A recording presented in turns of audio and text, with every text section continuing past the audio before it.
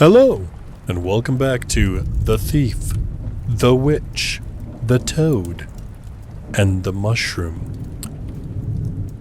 This is a very cool choose-your-own-adventure title that I started in a previous video and left off with the thief who stole all of my belongings, giving me a choice. If I joined them in a heist from the mushroom to steal from the mushroom, they would return all of my things. And, well, I'm not too sure what we're going to do. But for now, we're going to continue. They flashed you a charming smile. If you tried to make the thief see the error of their ways, turn to page 142. If you accepted and joined them, turn to page 143. If you accepted while secretly planning to betray the master thief at a critical moment, also turn to page 143. If you refused and rushed to warn the mushroom of this impending theft, turn to page 144. Now, this is very much obviously looking like a book, but I wonder if the pages have any bearing whatsoever on, like, if they're just random or whatever. Because in the good old paper book days of choose your own adventure books, one of the games that we used to try to play out was you would try to figure out, is a route, especially the first time you were going through it, was a route worth taking if you noticed that, one would have you switch to a page and then, a page later there was another option, because then you were like, well, if it's only one page, then it's probably not that long a route. You know what I mean? Like, we would play this game and we'd do things like look to see. We wouldn't read the end, because first of all, it made no sense. Second of all, we'd look to see how many pages were in the book so that we would know how close to the end a certain choice was taking us, so whether we were getting close to the end. Anyway, I know a few people who played things out that way. Maybe it wasn't as widespread as I think. If you read actual choose your own adventure books, let me know in the comments. So, let's see. Well, I've been trying to play as a decent human being so far. So, I'm gonna refuse. I knew you'd see things my... Wait, what'd you say? Before they could react, you slipped away from them and ran away into the woods, heading for the mushroom's house. Soon, you stood knocking at the mushroom's door, panting for breath and covered in scrapes from the journey. Oh, I'm gonna have to censor out those boobies. Jeez. You again. Have you returned with a tale for me? If you told the tale of how you attempted to capture the master thief... Okay, well, that's it. It's the only option I have. The mushroom ushered you inside, and you both took a seat in the plush red armchairs. You pretended to sip a cup of decaying leaf matter as you told your tale. Well, never in all the years I've known you have you ever told me such a tale as this. What do you... We just met tonight. Yeah, like, what? You know what I mean. The other yous. Oh. I have to say, darling, your stories are improving. Still a bit flabby in the second act, but I was most intrigued by your subtle commentary on the innate oneness of being. If you ask the mushroom about the other yous, well, yeah. No need to worry about it, darling. I'm just glad you decided to come clean about your plan to steal our treasure. No, it's the master thief who's planning to steal the treasure. Right, the master thief you. But of course, you could just stop yourself from doing it, right? That's not... At just that moment, you noticed your cup had disappeared from your hand and been replaced with an old gumboot full of pond scum. You looked around and saw a shadow flit across the wall. Grabbing a nearby jeweled scimitar, you leapt up from your seat and swung around to clash swords with the master thief. Ha! You're learning. There's still time, you know. Join me. Together, we'll spit in the face of the law and destroy the concept of private ownership once and for all. No, I refuse, because I'm playing as a good guy this time around. Never! You pulled yourself up and fought fiercely across the glittering hills of treasure, gold pieces sliding away with every step. The master thief effortlessly riposted your blows with one hand, while the other hand darted around grabbing nearby gems and stuffing them into their cloak. Oh dear. Another mushroom, identical to the lady, emerged from a side door. I know, it's awful. I mean, what is he trying to say here? I think we could find a vague stab towards meaning in this performance, but who's the audience? You stumbled and teetered at the edge of a cliff as the thief's stabs pushed you backwards. Another identical mushroom popped up. Perhaps it's meant to be ironic. Perhaps it's satirical. Yes, but what is it satirizing? You regained your footing and slashed the thief's sword out of their hands. Just as you were on the brink of victory, mushrooms swarmed up and surrounded you. I think we've seen enough. It's time to get off the stage. Before you could blink, they took hold of your ankles and dragged you down into the earth. Shh.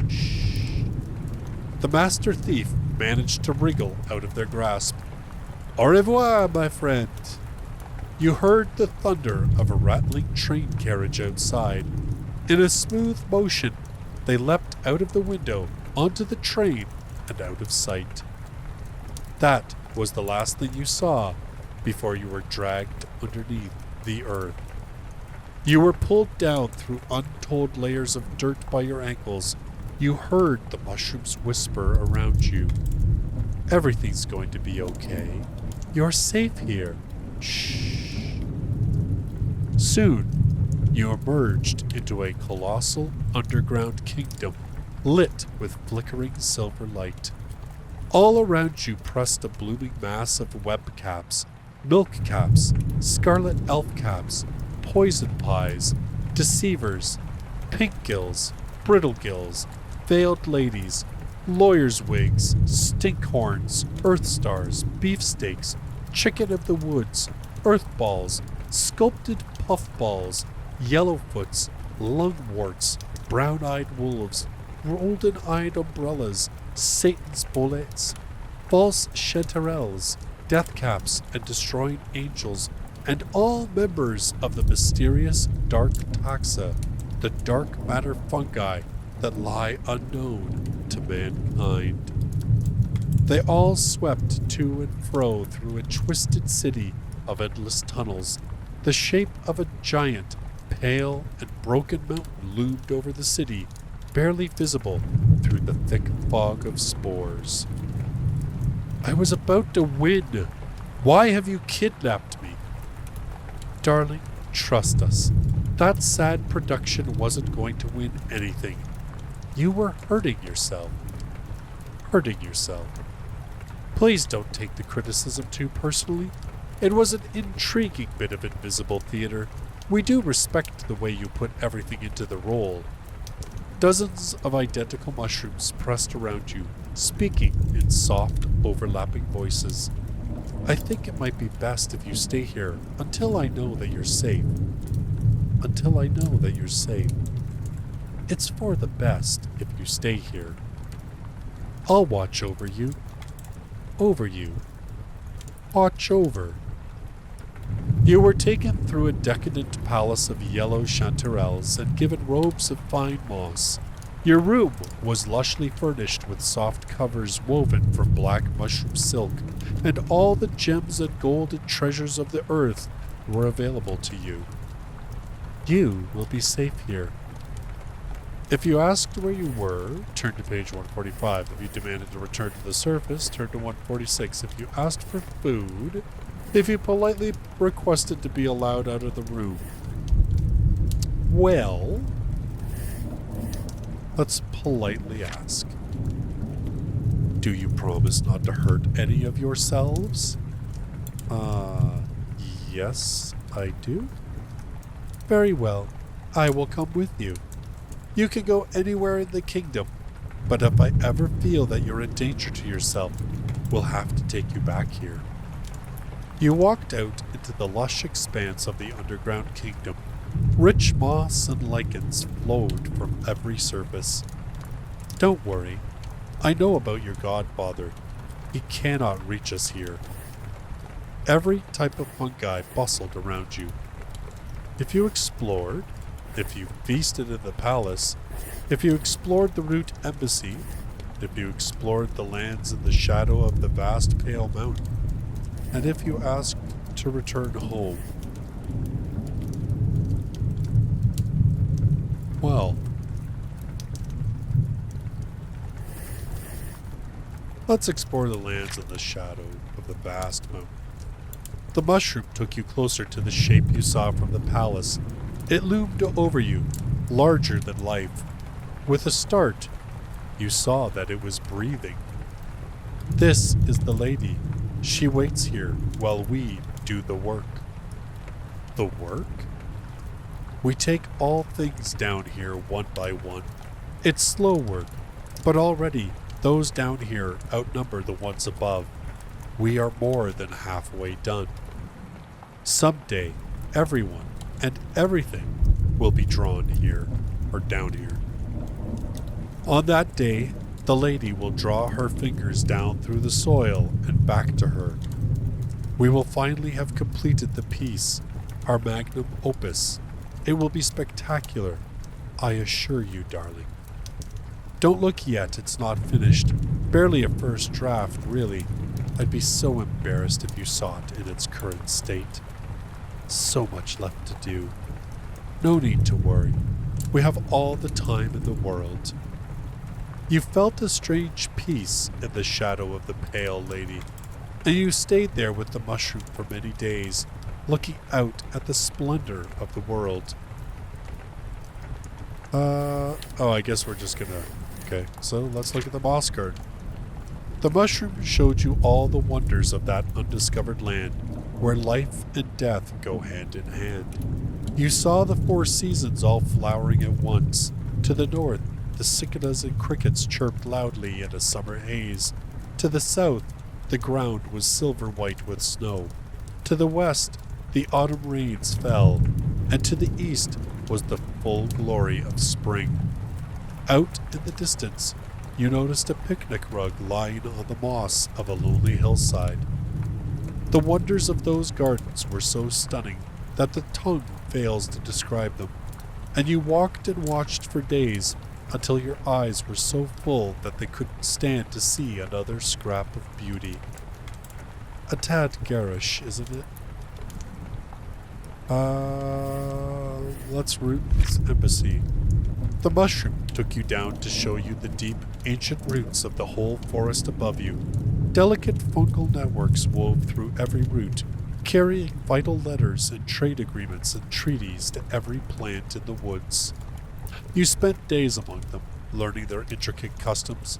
You realized that the forest you knew was an intricate web of delicate alliances between opposing factions that hated each other with bitter envy. Exhausting, isn't it? But it must be done. If we didn't do this, the whole forest would probably fall into all-out war, and then we'd never get the work done. I guess we'll feast? As soon as you entered the palace, a train of toadstools appeared, all in ceremonial garb. With silent steps, they surrounded you, bearing delicacies of mushroom risotto and crisp goose roasted in truffle butter and dark red wine, and platters of mushroom bourgeoisie. I don't know that word. With roast potatoes, and set this wondrous feast before you. You have to try the truffle aioli, darling. That's my absolute favorite. You eat Mushrooms? Of course. And one day, they will eat me. Never in your whole life had you sat down to such a marvelous feast, and you gorged yourself for days on end, until they had to roll you out of the palace. Has to go home. Such were the wonders of that kingdom that you almost forgot everything, even the home you left behind, and your mother and your 12 siblings and your own country. But soon, your mind came back to you, and you realized that you did not belong to this wonderful land, and so you said to the mushroom, I've been very happy with you, and you've been kinder to me than words can tell, but I must go back. Oh, darling, no. Do you have to go? Why not stay here with me? I'm gonna hold fast to my desires. Don't think that I want to leave you. It's just that I must see my old mother and my old country. I see. Well, then I'm sure we can't stand in your way. Take this to remember us by, please. She handed you a black box tied with a tassel of red silk. This is the box of the jeweled hand, and it holds something very precious. Do not open it, no matter what happens. And so you promised that you would never open the box, and the mushrooms took hold of you and bore you back up to the surface. You blinked in the harsh light of the sun above, and found that your eyes had become almost blind in the darkness below. Your skin was pale and shrunken.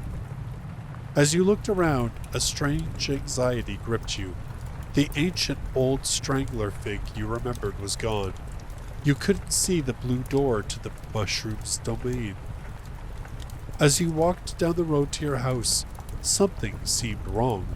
The people you saw walking past had different faces to the people you knew so well.